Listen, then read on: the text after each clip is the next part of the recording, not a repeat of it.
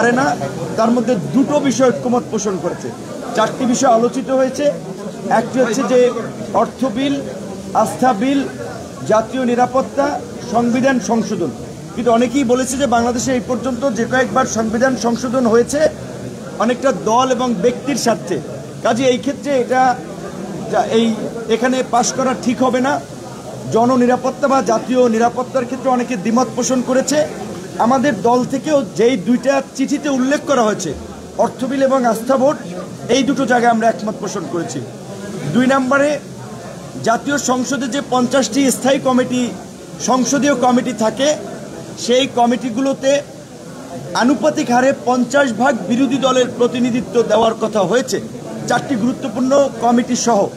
সেটি তো সব রাজনৈতিক দলই মোটামুটি একমত পোষণ করেছে। 3 নম্বরে সংসদে নারীর আসন কিংবা নারীর প্রতিনিধিত্ব নিশ্চিত করার ক্ষেত্রে 100টি আসন সংরক্ষিত করার বিষয়ে সব রাজনৈতিক দলই কিন্তু একমত হয়েছে, আমরাও একমত। কিন্তু আমাদের মধ্যে আলোচনাটা হচ্ছে যে প্রক্রিয়া নিয়ে, প্রক্রিয়াটা কি হবে।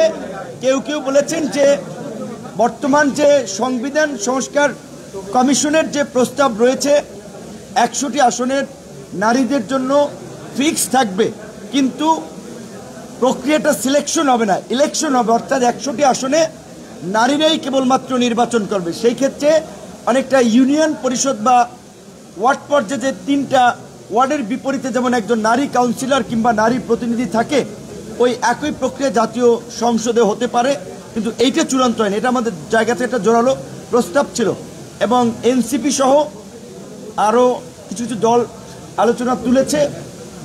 আজকের মিটিং প্রতীকীভাবে বোঝাকে গুরুত্বপূর্ণ ভূমিকা পালন করেছে। সেক্ষেত্রে পেশাজীবী সংগঠনগুলো, সাংবাদিক, শিক্ষক, চিকিৎসক, তাদেরও কিন্তু একটা গুরুত্বপূর্ণ মতামত নেওয়া দরকার। রাজনৈতিক দলগুলো সবার একেবারে মতামতকে প্রতিফলন করে না এবং এইখানে যে কোন ক্রাইটেরিয়ায় যে কোন দলকে সিলেক্ট, এইটাও আমরা জানি না। অনেক ক্ষেত্রে নাম সর্বস্ব দল এতটি কথা বলছে, লিখে দেন, সবাই মাইনে নিচ্ছে, ক্ষমতায় গিয়ে কিন্তু ওই জীবনানন্দ দাশের কবিতার মতো যে কেউ কথা রাখে নাই।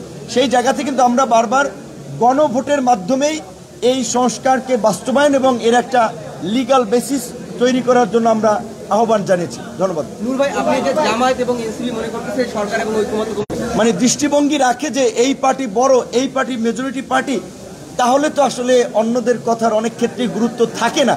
সেই ক্ষেত্রে আমাদের কাছে মনে হয়েছে যে এটা ঠিক যে ঐক্যমত কমিশন কিংবা সরকারের ভূমিকা কিছু কিছু ক্ষেত্রে একটু পক্ষপাত দুষ্ট হচ্ছে কিংবা কোনো কোনো দলের প্রতি বিশেষ একটা প্রাধান্য দেওয়া হচ্ছে। এইটা হলে আসলে তাহলে এই সংস্কার কিংবা এই সময়ের সার্বজনীন বিষয়টা আমার মনে হয় যে হারিয়ে যাবে।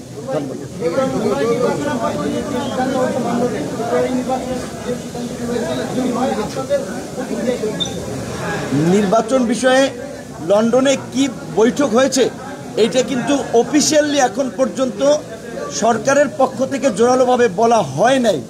এখানে অন্য কিছু কিছু পক্ষ থেকে বলা হচ্ছে, এইটা বোধহয় আমার মনে হচ্ছে সঠিক আপনার তথ্য না। নির্বাচনের বিষয়ে রাজনৈতিক ঐক্যমতের ভিত্তিতেই সিদ্ধান্ত নিতে হবে এবং তার আগে অন্যান্য রাজনৈতিক দলেরও যে কনসার্নটা, নির্বাচনের একটা পরিবেশ তৈরি করা, লেভেল প্লেইং একটা ফিল্ড তৈরি করা। আপনারা একটা ঘটনা তো মিডিয়াতে দেখেছেন, আমার এলাকায় যাইয়েই কিন্তু যান নিয়ে কোনো মতে ফিরে আসার মতো পরিস্থিতি। কাজেই এই পরিস্থিতিতে তো নির্বাচন আসলে পরিবেশ নিয়েও সবাই এখন ভাবছে কনসার্ন। আমি বলি একটা বড় প্রশ্ন, আপনি এর আগে ডিসেম্বরের ভিতরে নির্বাচন হওয়ার সম্ভাবনা বলছেন, রিসেন্ট টাইমে আপনি 90 ডিগ্রি আগে গেলে ঘুরে গিয়ে বলছেন এলাকায় যাওয়ার পর যে নির্বাচনের পরিবেশ সৃষ্টি হওয়া ছাড়া অন্তর্বর্তী সরকারের কাছে আহ্বান জানাবো যে নির্বাচনের দিনক্ষণ ঘোষণা না করার জন্য। এইটা আসলে বলবেন? এইটা হচ্ছে কি, ধরেন আমরা যখন বক্তব্য দিই, যেমন গতকালকে 26 মিনিট বক্তব্য দিয়েছি, বক্তব্যের সময় বিভিন্ন কথা বিভিন্ন প্রেক্ষাপটে বলা হয়। তো আপনারা আমাদেরকে আন্দোলন সংগ্রামের মাধ্যমে চেনেন, দীর্ঘ 28 বছর পরে ডাকসু নির্বাচনে বিপি হয়েছি। এই ভাই আপনি সাইড টক কেন বলেন? একজনের কথা বললে যদি সাইড টক অত্যন্ত ডিস্টার্ব হয়।